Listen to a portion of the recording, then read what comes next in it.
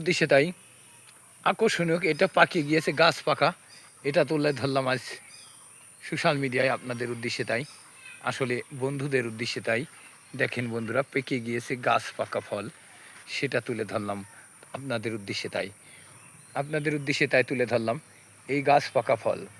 তাই খেতে বড় সুস্বাদ, কাঁঠালের একটু নিচেই, কাঁঠালও যেমন এই ফলটাও সেরকম। যে যে খেয়েছেন, যে যে দেখেছেন, কমেন্টের মাধ্যমে আপনারা জানাবেন সবাই। তাই কার কার বাসায় আছে, কার কার নাই, কার কার কে কে খেয়েছে, কে কে খাননি, আকর্ষণীয় কে ফল তুলে ধরলাম বন্ধুদের উদ্দেশ্যে তাই। কেউ এখন পাকাতা দিতে পারবে না, আর আমি গাছ পাকাতা আপনাদের সামনে তুলে ধরা হলো সোশ্যাল মিডিয়ায়।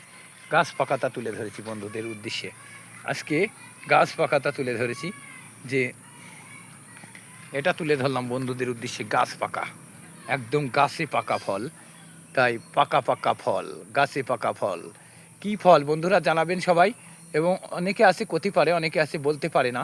তা যারা বলতে পারে তারা তো ভালো, আর যারা খেয়েছেন তারাও বলবেন কেমন স্বাদ, আর যারা খাননি তারাও কমেন্টের মাধ্যমে জানাবেন। যদি লাগে আমার সাথে যোগাযোগ করবেন। বন্ধুরা ভালো থাকবেন সবাই।